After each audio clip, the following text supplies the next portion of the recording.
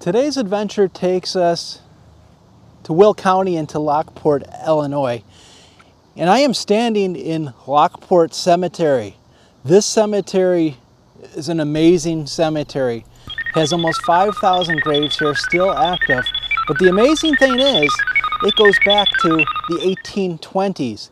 And there are a lot of historical figures in the area. Now, Lockport's known for the I&M Canal, the Illinois and Michigan Canal. It was built right through Lockport.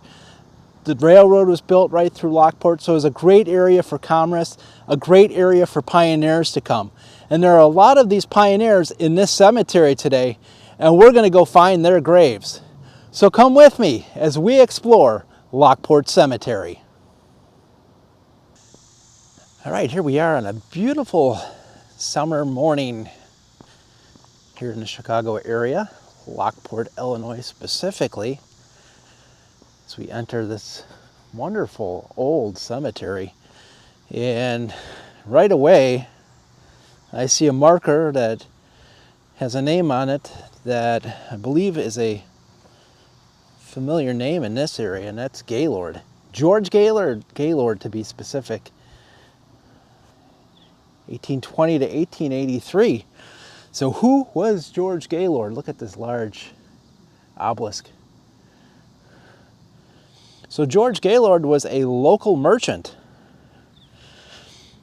And the I&M Canal went through Lockport. Now I'll touch on that a little bit more later. But he capitalized on the canal's potential and negotiated exclusive rights to the water power of the canal. He also owned a mill and general store. And his building still stands today. He is definitely a pioneer in this area and one of the first settlers of Lockport. And this is where George is buried. And behind George's monument here, we see Lull, L-U-L-L. Now, I don't know if this is any relation to George, because if you could see, this is all seems to be in the same family plot, unless this was just the location of the original cemetery. It's hard to see what the name is, first name is on there. And then next to it we see a base, no tombstone, and then a couple of old broken tombstones. Here's a step here. I wonder if there's a name on the step. No, if there is, it is gone.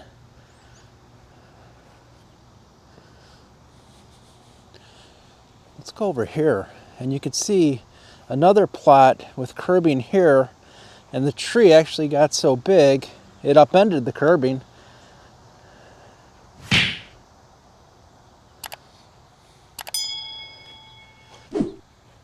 Man, these are some old markers. Looks like Martin's the name on that one. I do see something down here. Something, not sure what it says. Louis Sayers, PhD, educator. And we have Luis Hawley here.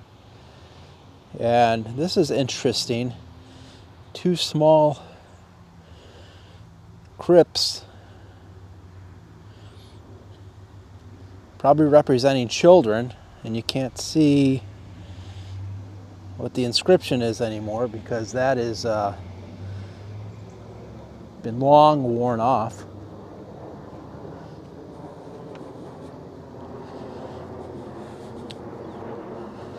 Monument here that says Smith, as we see Smith on the step as well.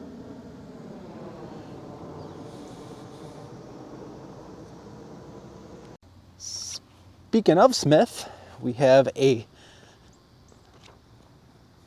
beautiful classic Smith Mausoleum.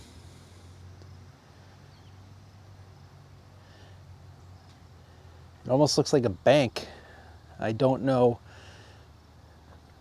the name of the person buried in there, the first name I should say, The last name, I assume, is Smith, which would be a pretty good assumption.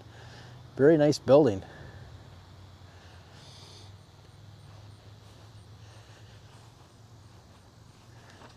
And as we move next to the Smith Mausoleum, we see the Fidiment Monument. Nice tall 15-foot monument. I think you can see up on the top there, it looks to be an anchor. And John Fidiment is the name on here. And it looks like January 16th, 18, I don't know what that date is, something 1. But this monument obviously worn. And here's Sophia, his wife, died February 2nd, 1888. And you may hear aircraft overhead as we are on the path to Chicago's Midway Airport, which is probably about 20 miles down the road. Sarah Fidiment, looks like 1860 she died. You know, before the Civil War even started. Never even knew what the Civil War was.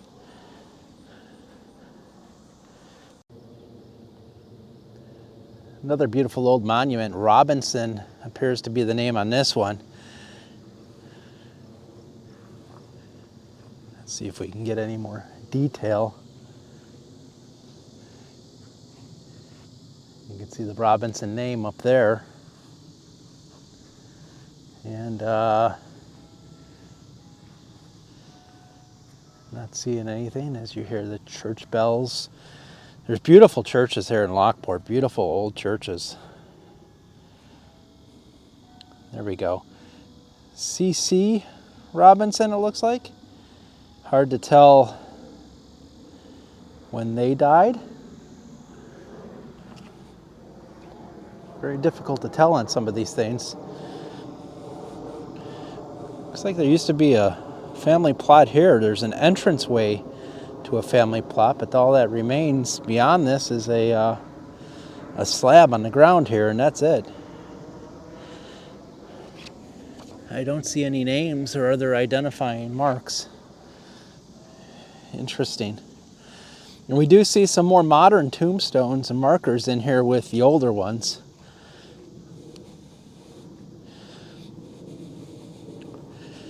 Beautiful old tombstone here. Can't really make out the name on that one. Let me see if I get my flashlight. I don't know if that will help in this case, but we could try it. It won't hurt. Looks like a J. Maybe Joseph. Not sure. That one's really worn. This looks like the Weeping Willow. Very common back then amongst the tombstones, the older tombstones.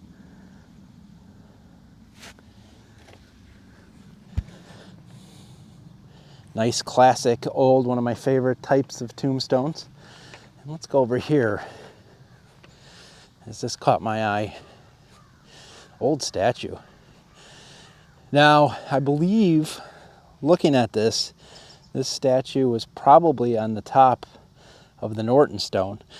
And the Norton Stone is Norton is another famous area resident. You can see the head has come off, the arm is long gone. As we walk over to the Norton Stone, I have some information here on Norton. Hiram Norton. As you can see the sickle, the cross, and the wreath.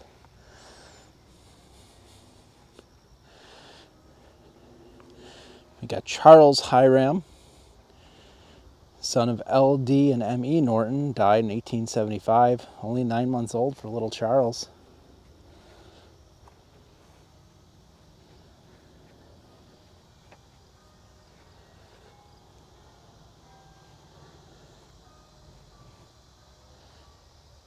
As we listen to the bells in the background, hopefully you can hear that. I don't see any other markings on this. Oh, there is up here, but it's very, very faint. So Hiram Norton, he was born in 1799 in New York. Unfortunately, he was orphaned at a young age, but he became a businessman and a partner in the stagecoach line between Montreal and Toronto. He eventually moved to Lockport, Illinois, where he became involved in the hydraulic cement manufacturing along the I&M Canal route. And the I&M Canal, Illinois and Michigan Canal, is what put Lockport on the map, really. And I'll get to more of that later. He built a grain warehouse, constructed a flour mill that became the largest milling operation in Illinois. And Hiram died in 1875. And there's more there, a little hard to see. Looks like 1777 to, it's hard to see that date. I could be completely wrong. So another prominent figure in this area.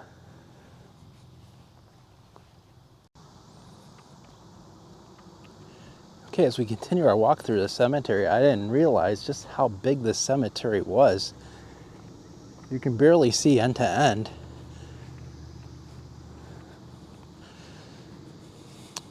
Look at this nice little infant or child grave.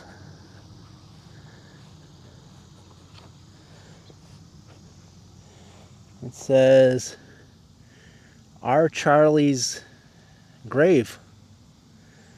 So Charlie here, headstone has long fallen as it's sunk into the ground. Be nice if that can get uprighted so little Charlie can be remembered.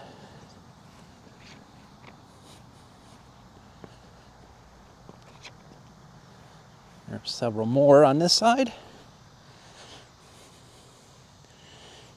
Forgive my shadow. That one's unreadable. Oh, and here's William, the son of W.A. and D.L. Gooding, age 2 years, 7 days.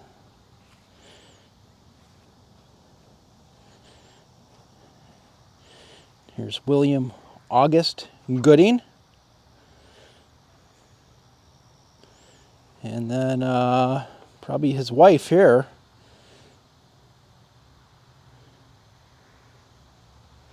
Hard to tell, but behind me is the Gooding Monument. You might be able to see it here. Very tall, nice monument. And here's William Gooding. So this is another prominent figure in this area.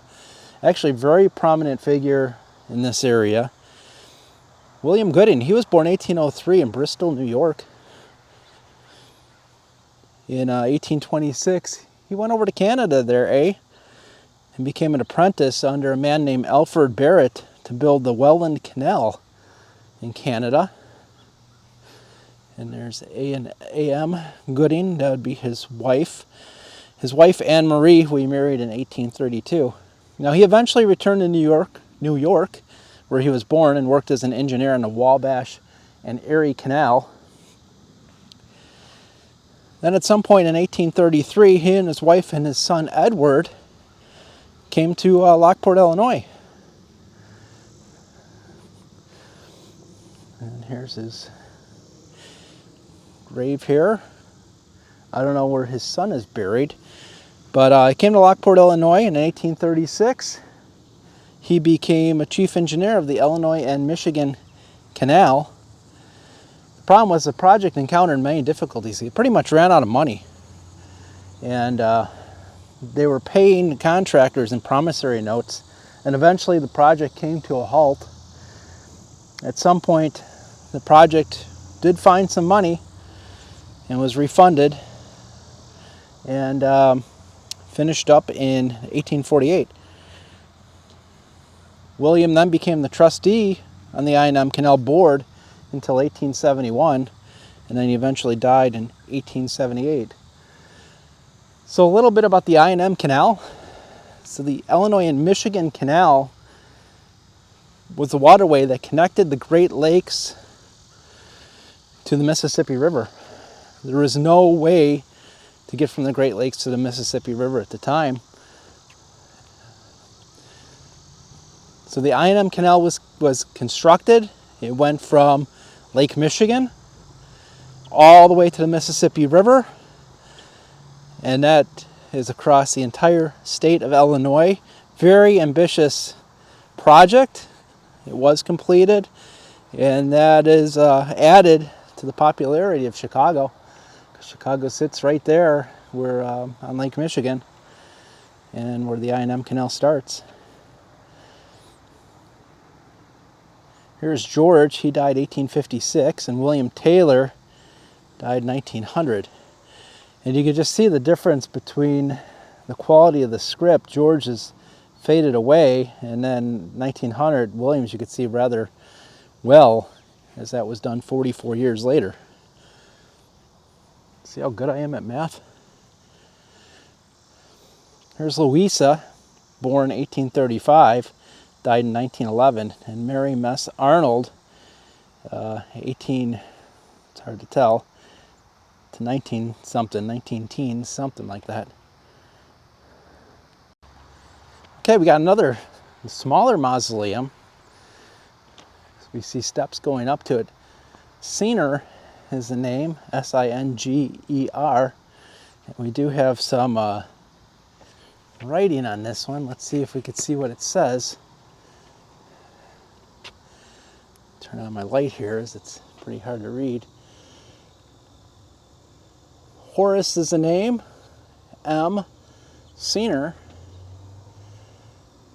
born October, looks like 1st, 1823, died December 28th, 1896. And that's the only inscription on here, as that looks like a large marble door, which hasn't been opened in some time.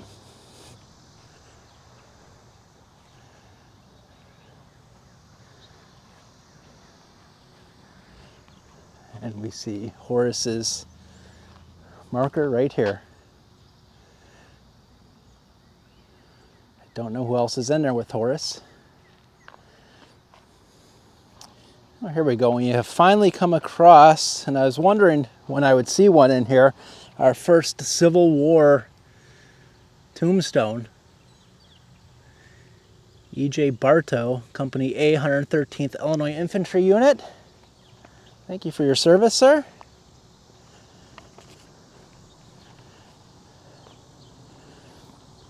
I'm going to take a long walk back here and see what's back here.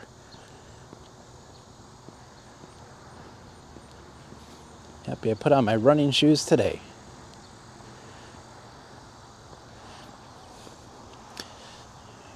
We got some old ones back here. Old ones back here. We got Mary, wife of William Prindle, it looks like the name. Hard to see when she died. 1906 maybe? Hard to tell. Here's William Pringle. Pringle, I believe, is the name. But man, I mean, this is one of the older cemeteries in northeastern Illinois. It goes back to about 1820s. Mary is a name here. We're not going to be able to decipher that. Wife of somebody. That's just amazing that that stone still stands like that. That's about a 5-foot tall stone. Very nice. Okay. I see T-A-M-E, Tamerlane.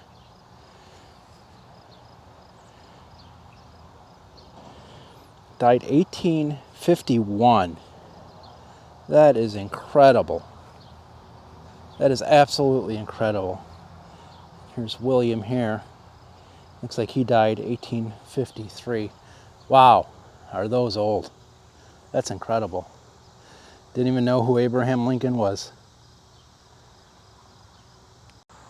Look at this, guys. J.A. Ledgler died 1858, aged 22 years old. That was a long, long time ago. Wow. And this one, straight away, has caught my eye.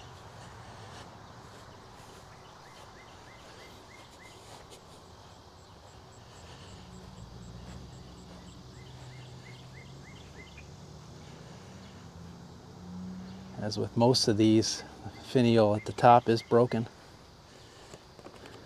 See if I can read this one. Yeah, I don't think I'm going to be able to read this one. I see died May something.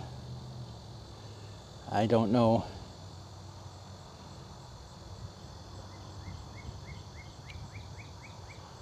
Something son. Whole son. Looks like age maybe 84. Very old. What a beautiful monument though. Look at that. Just beautiful.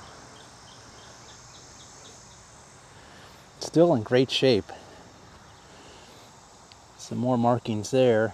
I see Andrew, what appears to be Andrew there. Just wonderful though.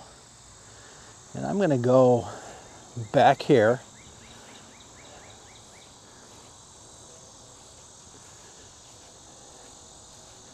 And look at some of these. The ground is very uneven. There are definitely sunken graves here. I need to be careful where I'm walking so as not to twist my ankle. Don't want to do that.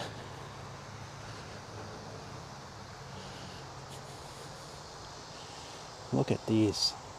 Wow. Abraham. I see Abraham here. Abraham.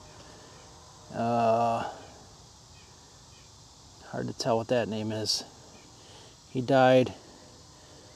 Wow, that looks like 1816 or 1846. But wow, that is very old. I'm inclined to believe it's 1846.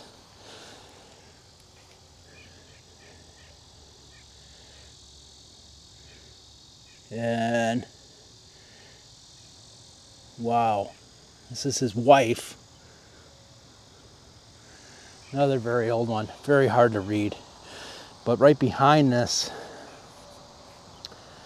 is a series of, I don't know if I've ever seen tombstones like this. These are incredible. How is this one still standing? It's not that thick. Absolutely incredible, guys.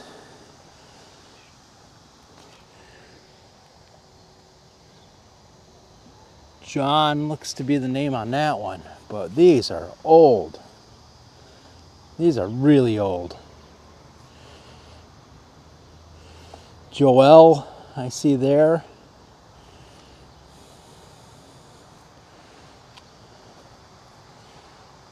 Is that Diz or Biz? Dizza? I mean, these are just so old. Jane, it's like daughter, wife of F.G. Satins. That's hard to. Sattions. That's hard to tell. Looks like 1850 something there. And unfortunately, it looks like 3 of her children passed away as well. That's so sad. Incredible. I mean, this is probably one of the nicest old family plots I have seen. All tombstones are intact and the designs are just wonderful. You don't see this like this without damage. I mean, that's incredible.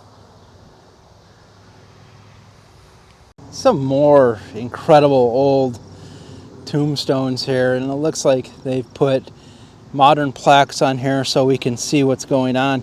We have a Revolutionary War soldier, folks. Revolutionary War soldier. Ebenezer Collins, private, born 1762, died 1845. That is awesome.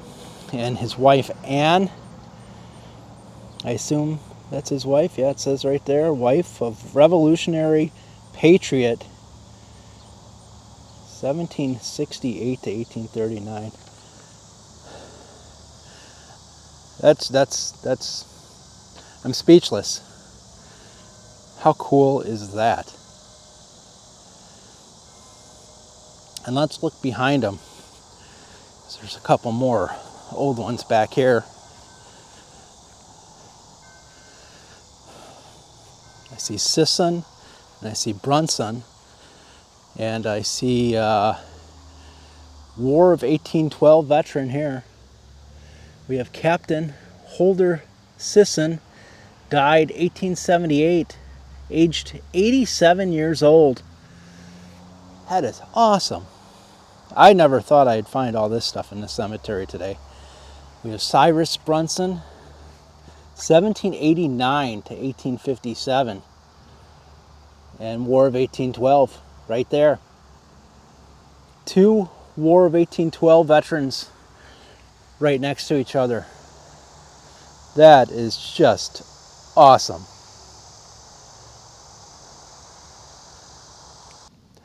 Wow, guys, this is an incredible, incredible cemetery. Now, I've heard that this cemetery was pretty rich in history. I didn't realize it was this big, for one, and two, that it was this rich in history. An incredible place. Highly recommended if you're out near the Lockport area. What a wonderful cemetery. Thank you very much for joining me today, as always. And until next time, you know it, keep exploring.